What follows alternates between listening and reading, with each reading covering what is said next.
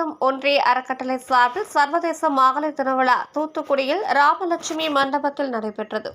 இதில் கல்லூரி, பள்ளி மாணவ மாணவிகள் கலந்து கொண்ட சிலம்பம், நடனம், பாட்டு, குறும்படம் போட்டிகள் நடைபெற்றன. மேலும் பல்வேறு துறைகளில் சாதித்த 30 வயதுக்கு மேல், 30 வயதுக்கு கீழ் உள்ளவர்கள் என இரு பிரிவுகளில் மகளிர்களுக்கு விருதுகள் வழங்கப்பட்டன. நிகழ்ச்சிக்கான ஏற்பாடுகளை மனிதன் ஒன்றிய அறக்கட்டளை நிறுவனர் சக்தி பிரபாகரன், துணை நிறுவனர் சூர்யா, பொருளாளர் வீரமணிகண்டன், துணை பொருளாளர் கணேஷ், நிர்வாகிகள் உதயகுமார், சரவணா, செல்வி, கணேசன், சந்துரு செய்திருந்தனர். நிகழ்ச்சியில் கல்லூரி மாணவிகள், மகளிர் குழுவினர்களின் தயாரிப்புகள், கைவினைப் பொருட்களின் ஸ்டால்கள் அமைக்கப்பட்டு இருந்தது.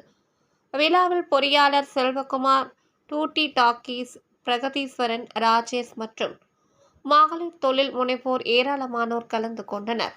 தூத்துக்குடி செய்தியாளர் சதீஷ்குமார்.